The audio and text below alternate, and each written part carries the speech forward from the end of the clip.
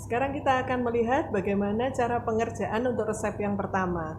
Resep pertama ini ada 3 bahan yang akan kita gunakan. Yang pertama asetosal sebagai bahan aktif, kemudian laktosa ini sebagai pengisi dan pemberi rasa manis, dan yang ketiga ini adalah pewarna. Yang digunakan kali ini adalah pewarna merah atau karmin.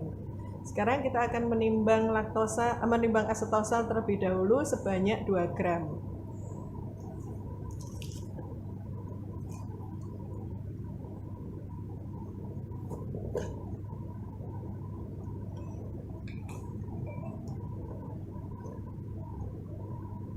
Jangan lupa untuk menekan tombol enter untuk meniadakan berat perkamen.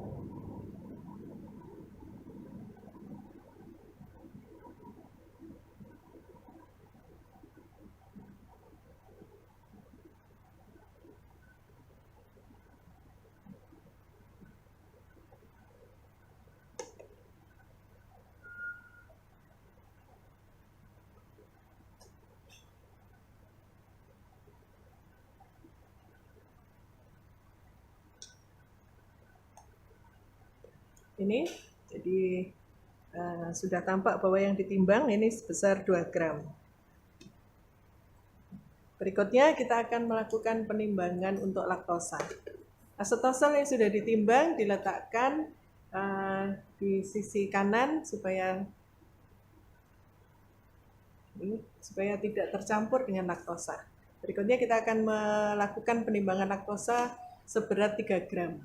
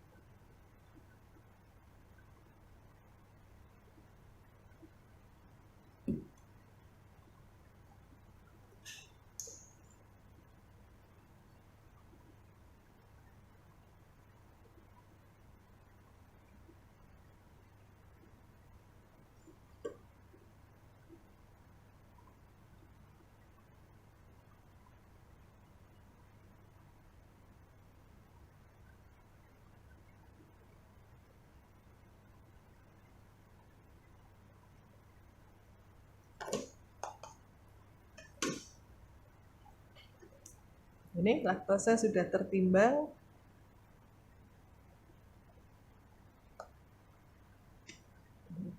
Laktosa sudah tertimbang sebanyak 3 gram. Maka kedua bahan sudah siap untuk diracik.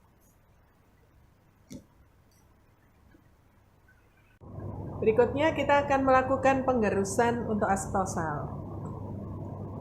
Jadi tujuan penggerusan di sini adalah untuk memperkecil ukuran partikel asetosal. Akan tetapi penggerusan asetosal ini tidak boleh ditekan terlalu kuat, karena asetosal ini mudah sekali terhidrolisa karena lembab.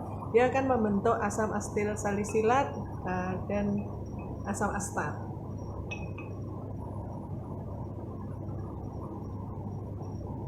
Setelah asetosal tampak halus secara visual, maka kita boleh menambahkan sebagian laktosa yang memiliki volume kurang lebih sama banyak dengan asetosal.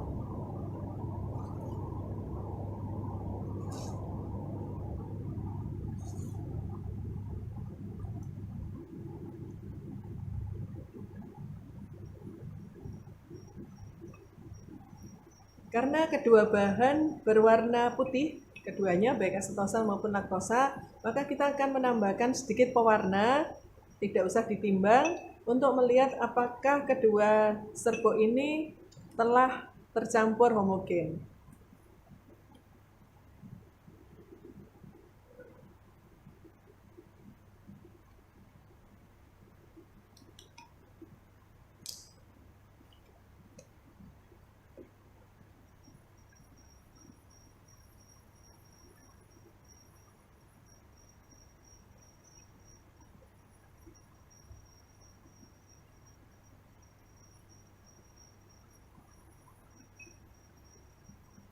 Kemudian kita menambahkan sisa laktosa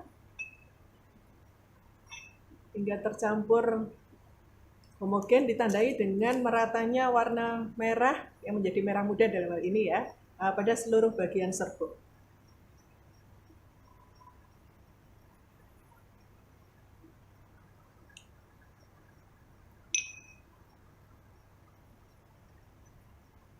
Ini tampak bahwa serbuk yang tadinya berwarna putih sekarang sudah berubah menjadi warna merah muda yang sudah homogen di setiap bagian.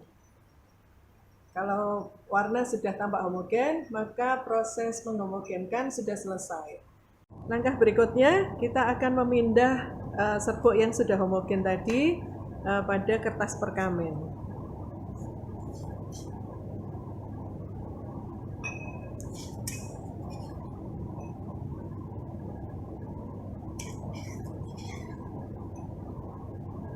Pindahkan seluruh bagian serbuk sehingga di mortir sudah tidak terdapat lagi sisa serbuk secara visual.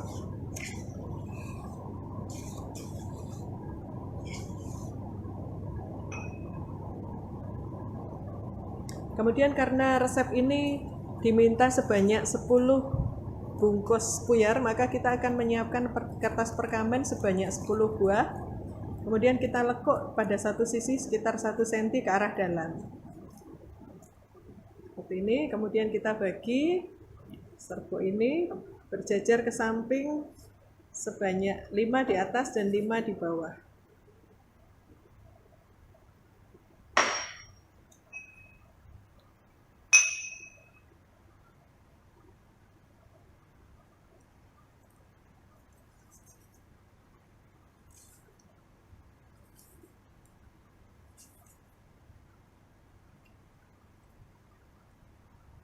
Ini jadi sudah terdapat 10 buah perkamen yang siap untuk diisi. Langkah terakhir dalam pembuatan serbuk adalah kita melakukan pembungkusan terhadap serbuk. Dilakukan dengan cara seperti ini. Jadi sisi luar ini dilekuk ke bagian dalam, kemudian dikunci dengan 1 cm yang tadi sudah dilekuk terlebih dahulu. Kemudian dijatuhkan agar nanti serbuk tidak ada yang tersisa di bagian atas. Kemudian setelah itu dilekuk bagian kanan dan kiri. Sekali lagi dijatuhkan serbuknya agar tidak mudah keluar. Nah, kemudian terakhir ini dikunci antara pembungkus kanan dan kiri.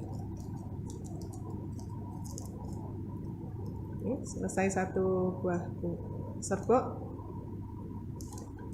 Proses yang sama diulang untuk semua bagian ke-10 bagian serbuk.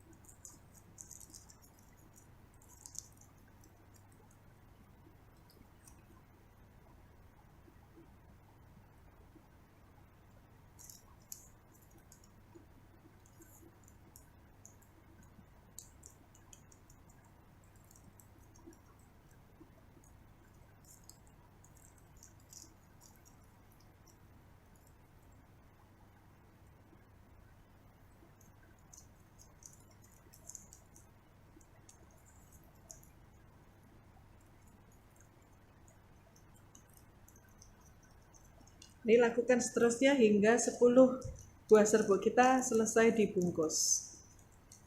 Bagian terakhir dari peracikan atau compounding, kita akan melakukan kontrol kualitas dalam bentuk menimbang 2 buah bungkus secara acak. Ini karena tadi puyar sudah berada dalam kertas perkamen, yang dilakukan pertama kali adalah meniadakan berat kertas perkamen dengan cara kita menimbang perkamen kosong. Kemudian ditekan ter untuk meniadakan berat perkamen. Kemudian perkamen yang tadi diambil.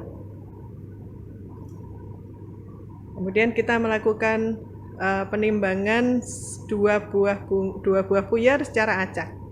Ini tampak bahwa berat puyer ini 0,511 gram. Jadi tadi yang dirancang ini beratnya adalah 500 mg, sehingga berat serbuk yang diperkenankan berada di sekitar 500 mg plus minus 10% atau 450 mg hingga 550 mg. Ini bungkus yang kedua yang kita timbang secara acak tadi. Ini menunjukkan berat 0,502 atau 502 mg. Jadi kedua buah puyer kita ini masuk pada rentang berat yang diinginkan.